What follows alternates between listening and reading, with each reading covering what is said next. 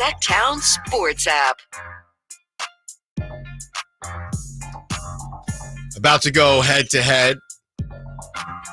Kyle Kuzma versus Cam Johnson. Who is a better fit for the Kings, all things considered, how they play, their stats, their price tag. TC has some things to say about the Kings and the NBA carousel. What's up, TC? What you got for us? Alan, Chris, what's going on? Just living, man. Almost Friday. Yeah, it is. Hey, look, I give the Kings an A+. Okay. On the off season because I give them an A+, and that's not my purple lens, right? I give them an A+ because we got a superstar, bona fide dude, and I'm not caring about age or none of that. Mm-hmm. We hit big, man. For a guy that wanted to come to Sacramento, we moved on some bad contracts that we weren't going to move forward with.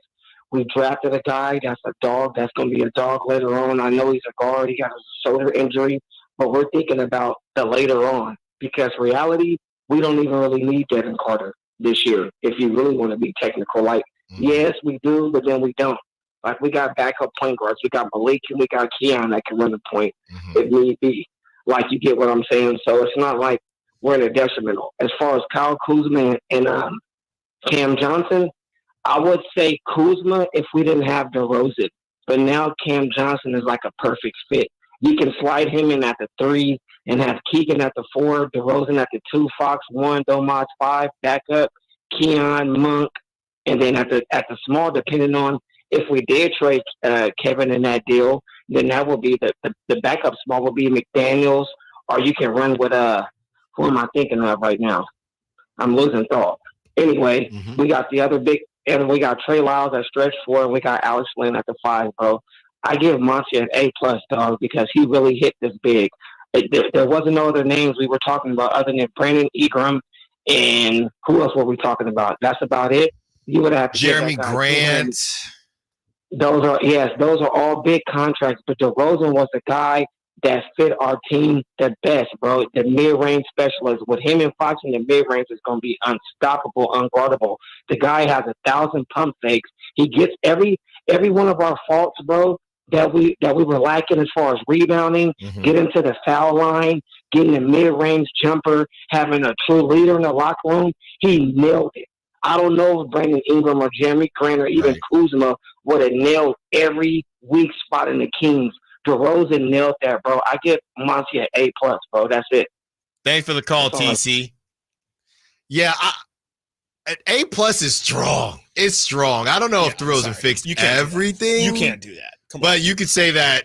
And you can't say age doesn't play a factor, because then we're saying, San Antonio got themselves a Hall of Fame point guard this offseason in Chris Paul. Right. Because age just does matter. Well, maybe Monty's not done, and it could be Kyle Kuzma, it could be Cam Johnson. All right, Chris, just like it's a boxing match. Yep. Give us the head-to-head. Yeah. In this corner. The tail of the tape. Tail of the tape. For Kyle Kuzma and Cam Johnson. Yes. Well, TC did set us up wonderfully for this because, this is going to be a comparison of Cam Johnson and Kyle Kuzma, seemingly the two names that have been most recently rumored to the Sacramento Kings, both of which were rumored before the draft, before DeMar DeRozan came to the Kings as well, and continue to be rumored even after that. We have not seen Lauri Markkanen rumors post DeRozan being added, and so that's kind of why, for those wondering, that talk has kind of slowed down, and we're fixating more so on these two guys in Cam Johnson and Kyle Kuzma.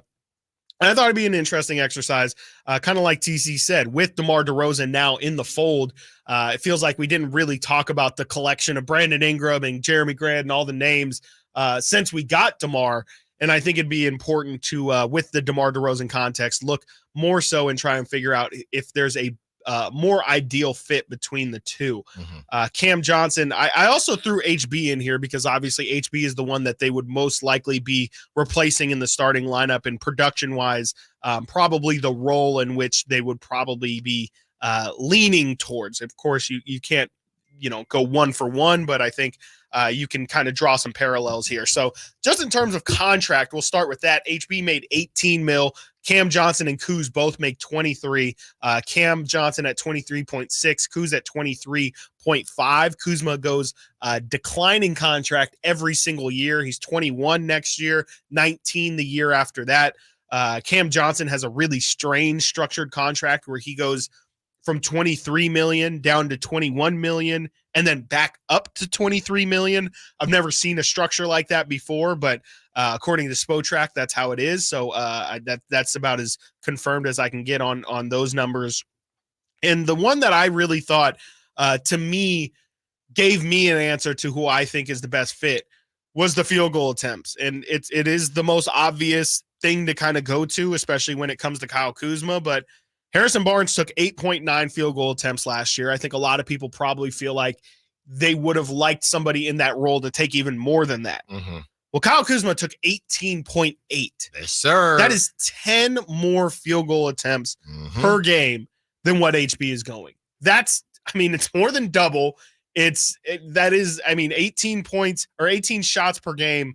Let me put in comparison to how the Kings shot last year. That would put Kyle Kuzma just below De'Aaron Fox, who had 20.9 field goal attempts per game. Of course, Kuzma isn't going to get that same load.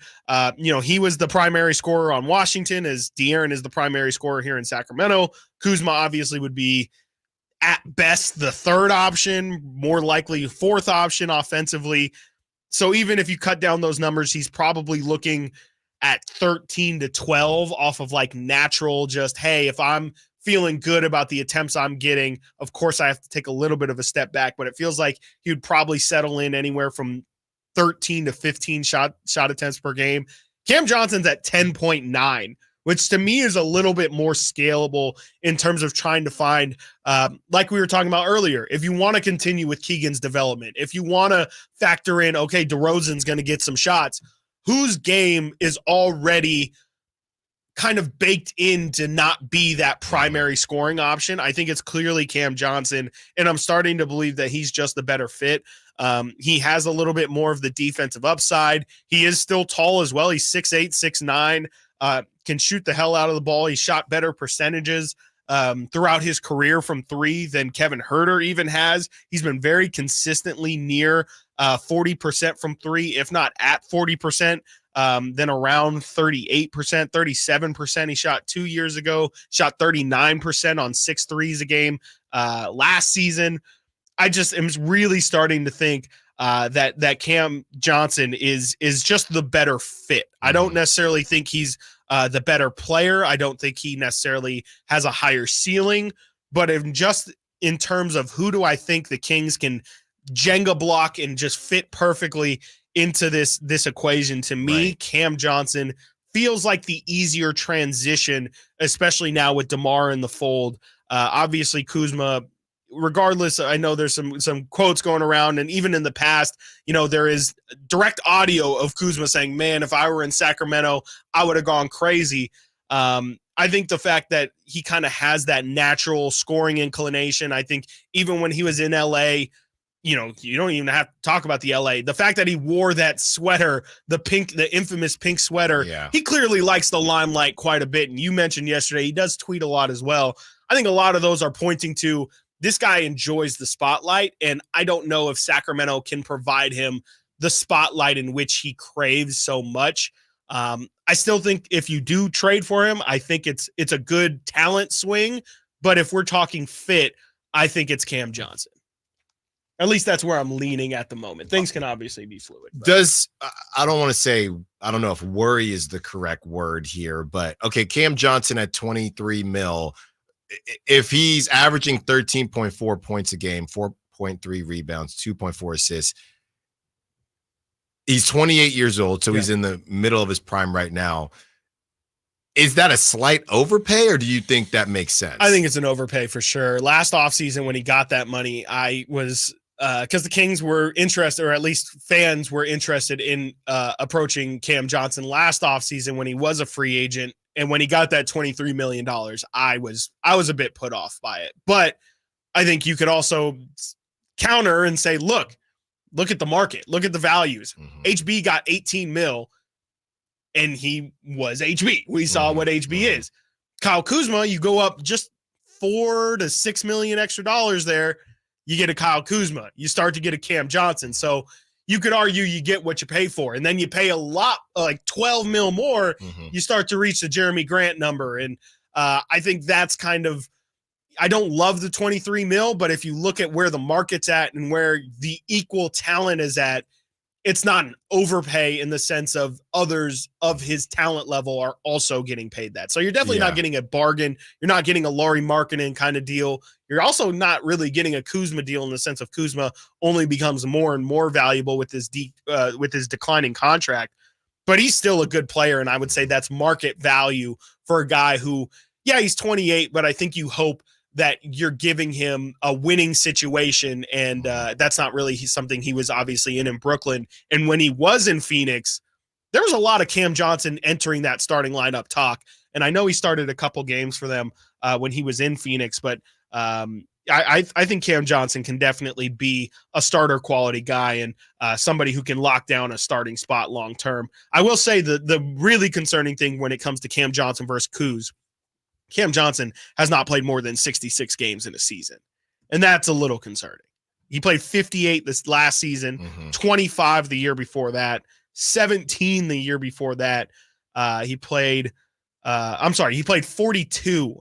2 seasons ago. He got traded, and so they split up the total. So 58 last season, 42 the season before that, 66 in this shortened season. 60 in the shortened season, 66 the season after that, and then 57 in his rookie year. So he's only eclipsed that 65 game mark, which is lets you apply for all the postseason awards. He's only done that once in his career, and he's only started 16 of those games. So definitely a bit of an injury concern when it comes to Cam Johnson, where Kuz honestly has been relatively healthy. Coming from NBA University, this was almost a year to the date as they broke down Cam Johnson going into this past season we just had. Cam Johnson, known for being a sniper and closeout killer, but his defensive tape has a lot to offer. Great hands, controlled closeouts, huge positional size, smooth feet on guards, and strong body length on wings.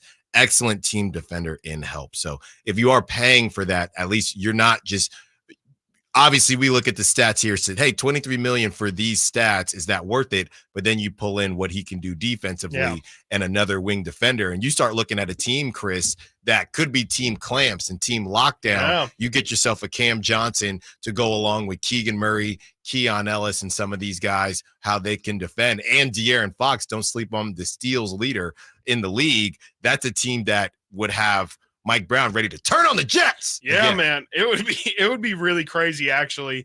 And Cam Johnson's also somebody who's frankly never been a star, which I think is, again, like if we're talking about fit, I remember when Cam Johnson was drafted, there's an infamous, or I guess you could say famous draft clip of Kobe White, like in shock, borderline, that he's like, Cam just went, like he went, I think he goes in the middle of the first round. He's he was like, y'all don't understand. Like, this is crazy. Cam wasn't supposed to be here. And I think that the fact that he's already made it further than he should have, or than maybe people would have thought initially, and the fact that, even at UNC, he was not a star. He was a role player. He was a guy who was a 3-and-D player in college.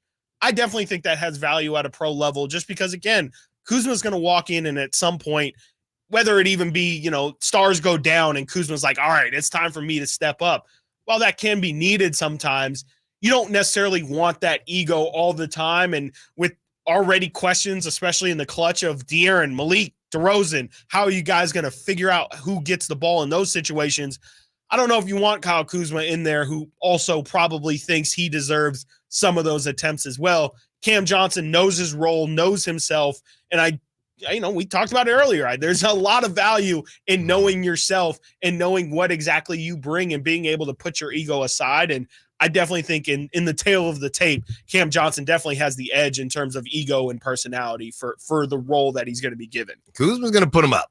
He definitely is going to put him up. He wants to put him up. Coming up next, we take a trip to Santa Clara for training camp and Trent Williams continues to hold out. Does it bother you as fans? Are you tired of talking about this monopoly money? Stiles and Watkins, Sactown Sports. The NFL's leading